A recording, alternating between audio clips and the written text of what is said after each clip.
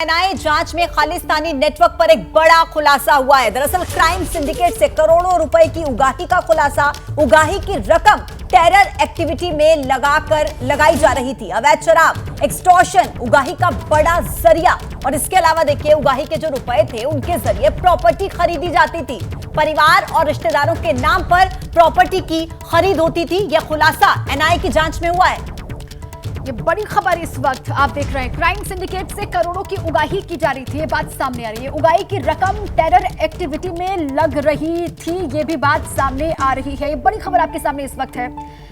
Khalistani network पर बड़ा खुलासा। एनआईए की जांच में हुआ कि क्राइम सिंडिकेट से करोड़ों रुपए की उगाही और उगाही की रकम टेरर एक्टिविटी में लगा रखे थे। अवैध शराब, एक्सटॉर्शन उगाही का बड़ा जरिया ये बनता था। उगाही के रुपयों के जरिए प्रॉपर्टी खरीदते हैं।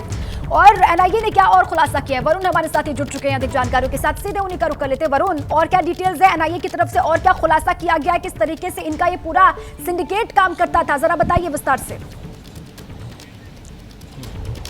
देखिए, बिल्कुल बड़ा खुलासा एनआईए की चार्जशीट से होता है। एक बिजनेस मॉड्यूल इस पूरे नेक्सस ने तैयार कर लिया था। आप देखिए, जो गैंगस्टर और खालिस्तानी आतंकियों का जो नेक्सस है, इस पर एनआईए लगातार काम कर रही थी। जांच के दौरान पता चला कि जो गैंगस्टर्स है, जो एक्सटॉर्शन और अवैध शराब से जो पैसा इकट्ठा होता था, उससे यहाँ पर एग्रीकल्चर लैंड खरीदते थे। जो दूसरे बिजनेस है, उसके अंदर, उस लैंड के बिजनेस के अंदर पैसे को लगाते थे और उसके बाद उस पैसे को आगे हवाला के जरिए थाईलैंड और थाईलैंड के जरिए कनाडा इन आतंकियों के पास भेजा जाता था। इतना ही नहीं, देखिए कनाडा के अंदर भी जो कनाडा प्रीमियम लीग और जो फिल्में वहां पर बनती है, जो खालिस्तानी आतंकी है, वहां पर उस पैसे का इस्तेमाल उस दूसरे बिजनेस मॉड्यूल के लिए करते थे। और जो ये पैसे की कमाई होती थी, उसको भारत के खिलाफ ही आतंकवाद को फैलाने के लिए ये खालिस्तानी आतंकी कर रहे थे। आप देखिए किस तरीके से भारत के अंदर एक्सटॉर्शन और दूसरी गतिविधियों के जरिए पैसा कमाना और उस पैसे को डबल करते हुए हवाला के जरिए कनाडा तक पहुंचाना और उसके बाद वहां पर भी दूसरे धंधों में पैसे को लगाकर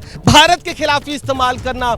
जांच के दौरान यह भी पता चला है कि लॉरेंस बिश्नोई इसके अंदर बेहद अहम कड़ी थी। लॉरेंस बिश्नोई से 2019 से 2021 तक जो उसका साथी कनाडा में गोल्डी बरार बैठा हुआ है, जो कि बब्बर खालसा के आतंकवादी जो रिंडा है उसके लगातार संपर्क में है, उसका राइट हैंड है, उस तक पैसे को पहुंचाए थे और बाद में उस पैसे को गोल्डी बरार ने खालिस्तानी आतंकियों तक पहुंचाया। आप देखिए किस तरीके से पूरा नेक्सस का काम कर रहा है और उसी को लेकर शिकंजा कसते हुए अब एनआईए ने हाल ही में 43 गैंगस्टर, जिसके अंदर कई खालिस्तानी आतंकी भी है, उनकी लिस्ट जारी करी है और लोगों से ये अपील की एक व्हाट्सएप नंबर के जरिए कि इनकी जितनी भी बेनामी प्रॉपर्टी है, जो अगर उनकी जानकारी में हो तो वो एजेंसी के साथ साझा की जा सके, जिससे कि इनके इन प्रॉपर्टी, इनके इन गोरख धंधों पर नकेल कसी जा सके, क्योंकि यही गोरख धंधे आखिरकार भारत के अंदर आतंकवाद की इसी उगाही और इन्हीं अवैध धंधों के जरिए ये खालिस्तानी आतंकी फल फूल रहे थे, जिन पर अब भंडाफोड़ हुआ है और अब कार्रवाई हुई है। आगे बढ़ेंगे।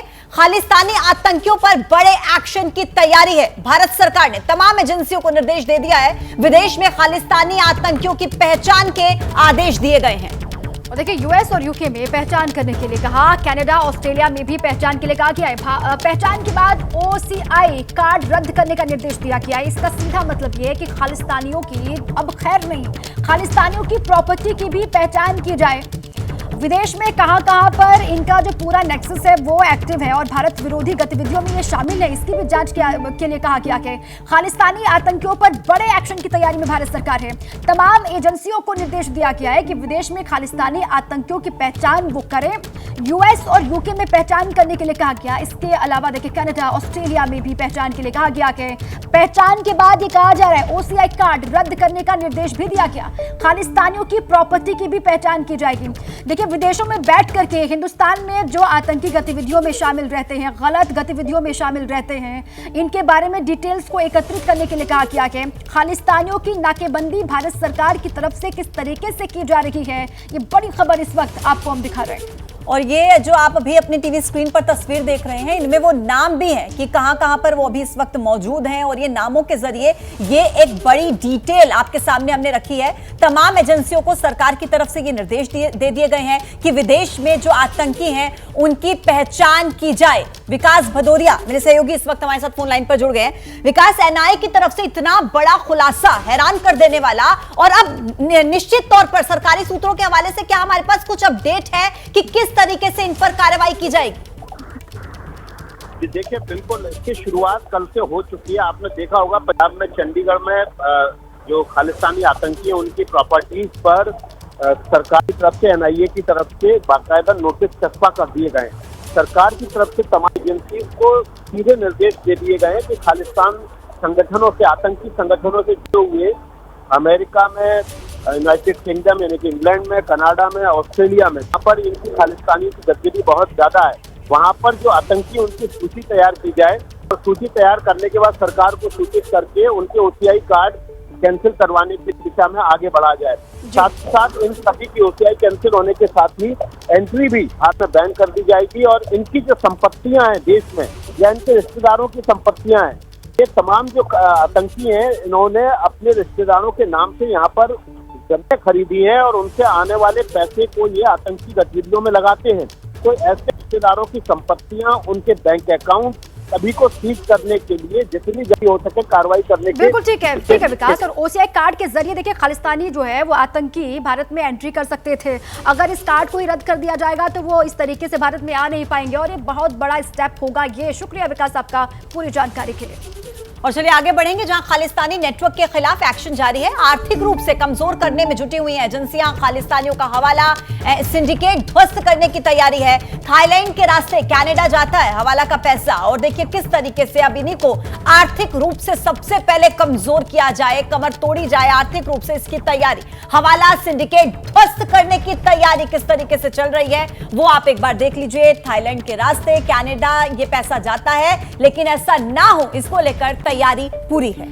और वरुण हमारे साथी लगातार बने हुए। वरुण, अब इनकी नाकेबंदी कैसे की जाएगी? कहां पर ये देश के अलग अलग हिस्सों में भी एक्टिव हैं या फिर किस तरीके से यहाँ पर भी इनका पूरा सिंडिकेट चल रहा है, उसके बारे में कैसे पता लगाया जाएगा, किस तरीके से आगे बढ़ा जाएगा और बाहर के मुल्कों से इनको किस तरीके से सपोर्ट हासिल है, इसके बारे में भी जानकारी जुटाई जाएगी?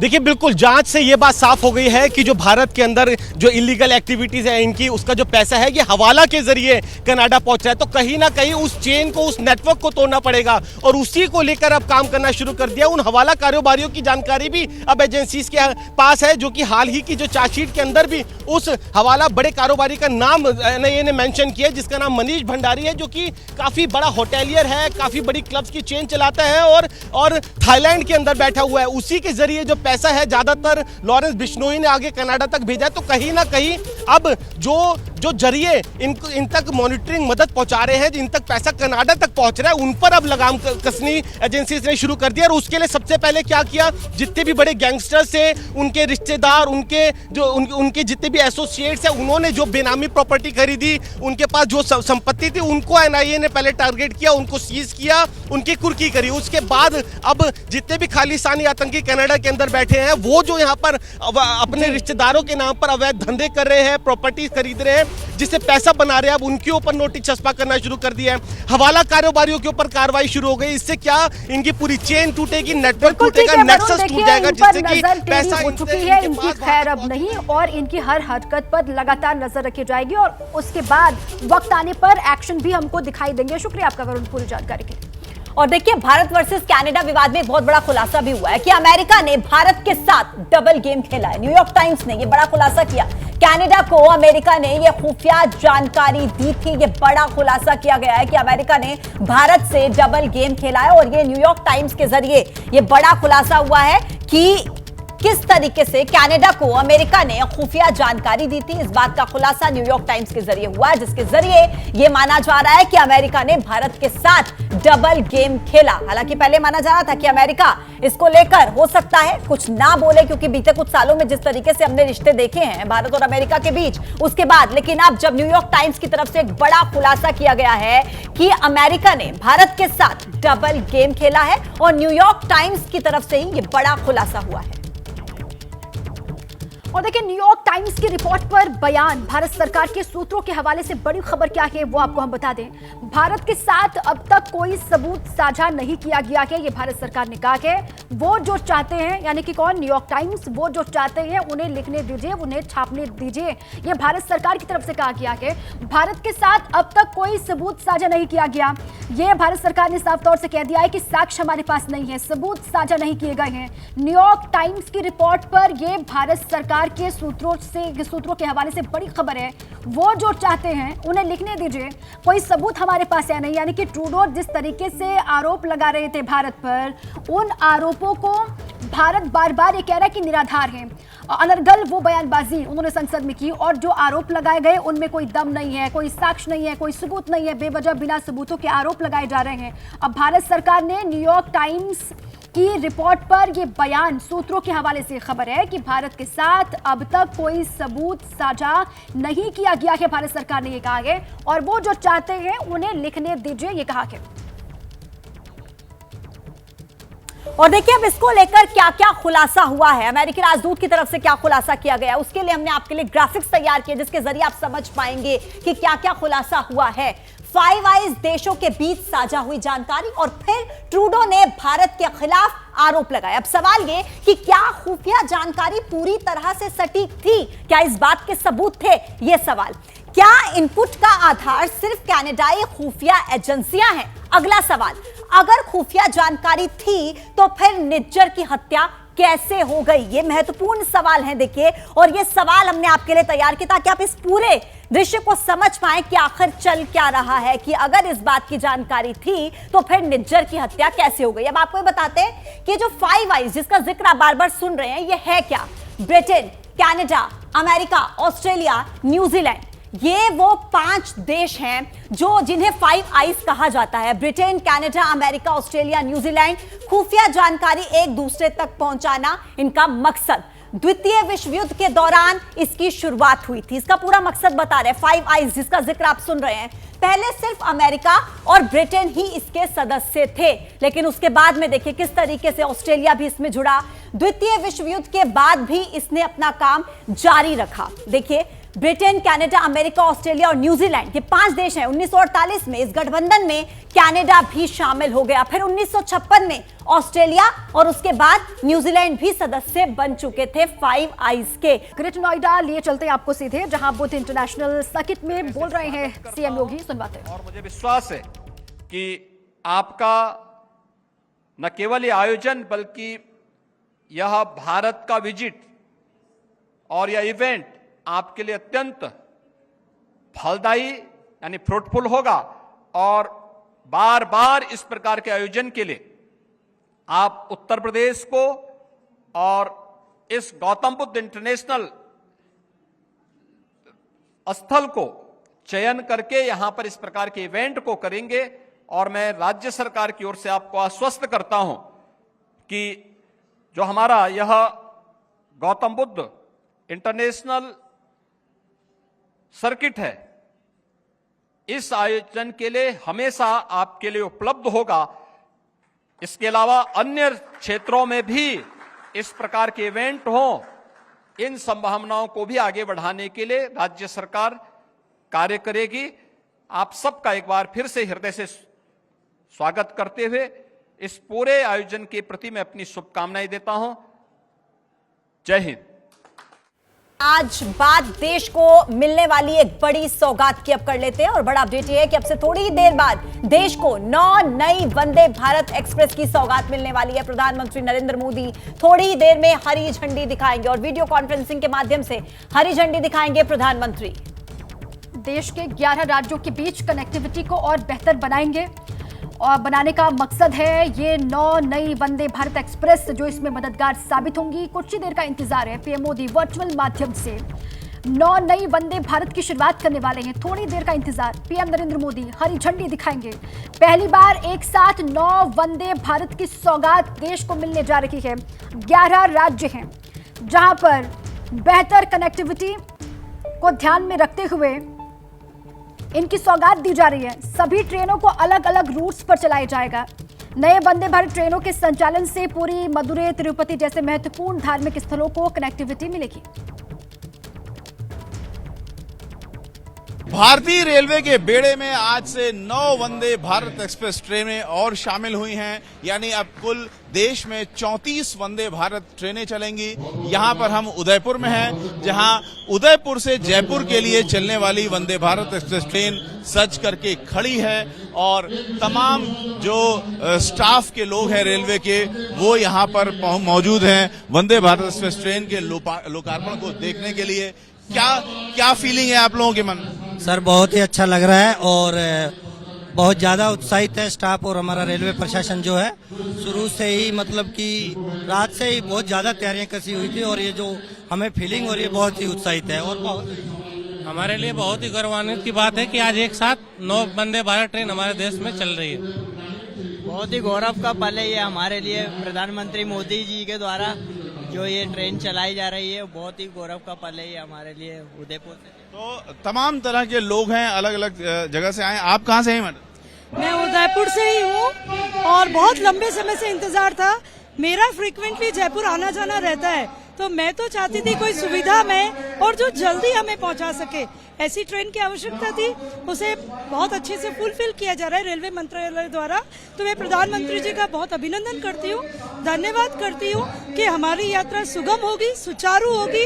बहुत बहुत धन्यवाद, आभार रेल मंत्रालय का, प्रधानमंत्री जी का। तो ये खालिस यात्री हैं जो जयपुर से चलेंगी और जयपुर में रहती हैं। तो इस तरीके के जो जयपुर के रहने वाले हैं वो खास तौर से प्रसन्न हैं। आप बताइए किस तरह की फीलिंग है? बहुत अच्छी फीलिंग लग रही है, क्योंकि पहली बार उदयपुर से हमारा मेवाड़ का जो गौरव है और हमारी पर्यटन स्थली है, यहाँ से अगर ट्रेन रवाना होती है तो हमें बहुत खुशी हो रही है और हम इंतजार कर रहे हैं कि ये ट्रेन बॉम्बे तक चले। आप भी जयपुर? हाँ, हमारे मन में बहुत खुशी है कि उदयपुर बहुत तरक्की पे है, या टूरिस्टों में बहुत उत्साह है। अब ये उदयपुर से बॉम्बे क्या, सूरत क्या, हर स्टेट से ट्रेनें जुड़ रही हैं। उदयपुर वासियों में बहुत खुशी की लहर। तो हमारे साथी रविकांत की रिपोर्ट आप देख रहे थे। लोग भी उत्साहित हैं, उनको इंतजार है कि इसकी सौगात उनको मिले। और देखिए अभी जानकारी ये है कि पीएम मोदी वर्चुअल माध्यम से जुड़ चुके हैं। ये तस्वीर भी आपको दिखा रहे हैं। रेल मंत्री अश्विनी वैष्णव को भी आप देख रहे हैं। 11 राज्य हैं जिनको इस सौगात मिलने जा रही है। और रविकांत हमारे साथी सीधे जुड़ चुके, सीधे उन्हीं का रुख कर लेते हैं। रविकांत, देखिए 11 राज्य हैं जिनको इस सौगात मिलने जा रही है और इन 11 राज्यों में 3 राज्य ऐसे हैं जहां पर आने वाले वक्त में विधानसभा के चुनाव भी होने वाले हैं और राजस्थान भी उसमें शुमार है। देखिए, इस समय हम वंदे भारत एक्सप्रेस ट्रेन में बैठे हुए हैं जो उदयपुर से जयपुर जा रही है। राजस्थान में चुनाव है, तो हमारे साथ भी जो उदयपुर के मौजूदा सांसद हैं अर्जुन लाल मीणा जी, उनकी पत्नी राजकुमारी मीणा बैठी हुई हैं। उनसे हम बात करेंगे। प्रधानमंत्री इतनी बड़ी सौगात देश को दे रहे हैं, उदयपुर से जो ट्रेन चल रही है, क्या उसका लाभ अगले चुनाव में आप लोगों को मिलेगा? हाँ जी, अब जो इतनी बड़ी सुविधा हमारे उदयपुर को मिली है तो उसका तो निश्चित ही लाभ मिलना ही चाहिए। आप चूंकि स्थानीय नागरिक भी हैं, सांसद की पत्नी भी हैं, राजनीति से वास्ता भी रखती हैं, कितनी जरूरत थी इस ट्रेन की उदयपुर को और जयपुर को? 100% जरूरत थी जी, क्योंकि यहाँ पर जो फास्ट ट्रेन है वो तो इतनी ज्यादा है नहीं और वंदे मातरम जैसी अगर ट्रेन मिलने का उदयपुर को सौभाग्य मिला है तो बहुत बड़ी बात है जी। तो सांसद जी भी रविकांत, कुल मिलाकर अभी वहां पर लोग भी खुश हैं और सांसद की पत्नी जिनसे आप बात कर रहे थे वो भी कह रहे हैं कि इसकी बहुत ज्यादा जरूरत थी। तो देखिए अब से थोड़ी ही देर के बाद देश को 9 नई वंदे भारत एक्सप्रेस की सौगात मिलने वाली है। पीएम मोदी थोड़ी ही देर के बाद हरी झंडी दिखाएंगे। थोड़ी देर में वीडियो कॉन्फ्रेंसिंग के जरिए हरी झंडी दिखाते हुए पीएम मोदी को आप देखेंगे। देश के 11 राज्य हैं जिनके बीच में कनेक्टिविटी को और बेहतर बनाएंगी ये ट्रेनें। इस कार्यक्रम में उपस्थित विभिन्न राज्यों के राज्यपाल श्री, अलग अलग राज्यों में मौजूद मुख्यमंत्री साथी,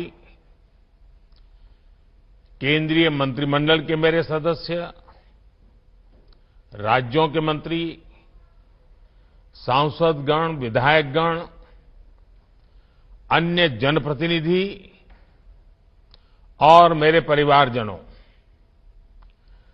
देश में आधुनिक कनेक्टिविटी के विस्तार का ये अभूतपूर्व अवसर है। इंफ्रास्ट्रक्चर विकास की ये स्पीड और स्केल 140 करोड़ भारतीयों की आकांक्षाओं से बिल्कुल मैच कर रही है। और यही तो आज का भारत चाहता है। यही तो नए भारत के युवाओं, उद्यमियों, महिलाओं, प्रोफेशनल्स, कारोबारियों, नौकरी पेशा से जुड़े लोगों की एस्पिरेशंस है। आज एक साथ 9 वंदे भारत ट्रेन की शुरुआत होना भी इसी का उदाहरण है। आज एक साथ राजस्थान, गुजरात, बिहार, झारखंड, पश्चिम बंगाल, उड़ीसा, तमिलनाडु, आंध्र प्रदेश, तेलंगाना, कर्नाटका और केरला के लोगों को वंदे भारत एक्सप्रेस की सुविधा मिली है। आज जिन ट्रेनों को शुरू किया गया है वे पहले की तुलना में ज्यादा आधुनिक और आरामदायक है। ये वंदे भारत ट्रेनें नए भारत के नए जोश, नए उत्साह और नई उमंग का प्रतीक है। मुझे इस बात की भी खुशी है कि वंदे भारत का क्रेज लगातार बढ़ रहा है। इससे अब तक 1,11,00,000 से ज्यादा यात्री सफर कर चुके हैं और ये संख्या दिनों दिन बढ़ती जा रही है।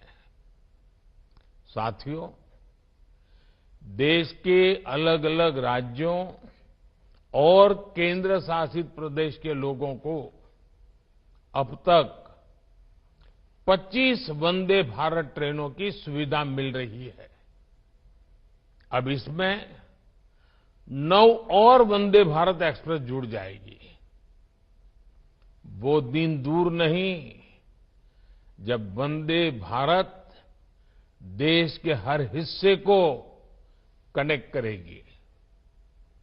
मुझे खुशी है कि वंदे भारत एक्सप्रेस अपने उद्देश्य को बखूबी पूरा कर रही है। ये ट्रेन उन लोगों के लिए बहुत महत्वपूर्ण हो गई है जो सफर का समय कम से कम रखना चाहते हैं। ये ट्रेन उन लोगों की बहुत बड़ी जरूरत बन गई है जो दूसरे शहर में कुछ घंटों का काम खत्म करके उसी दिन लौट आना चाहते हैं। वंदे भारत ट्रेनों ने पर्यटन और आर्थिक गतिविधियों में भी तेजी ला दी है। जिन जगहों तक वंदे भारत एक्सप्रेस की सुविधा पहुंच रही है वहां पर्यटकों की संख्या बढ़ रही है। पर्यटकों की संख्या बढ़ने का मतलब है वहां कारोबारियों, दुकानदारों की आय में भी बढ़ोतरी हो रही है। इससे वहां रोजगार के नए अवसर भी तैयार हो रहे हैं। मेरे परिवारजनों, भारत में आज जो उत्साह और आत्मविश्वास का वातावरण बना है वैसा पिछले कई दशकों में नहीं बना था। आज हर भारतवासी अपने नए भारत की उपलब्धियों से गौरवान्वित है। चंद्रयान 3 की सफलता ने सामान्य मानवी की उम्मीदों को आसमान पर पहुंचा दिया है। आदित्य L1 की लॉन्चिंग ने हौसला दिया है कि अगर इरादा मजबूत हो तो कठिन से कठिन लक्ष्य को भी हासिल किया जा सकता है। नई ट्रेनों को चलाना हो,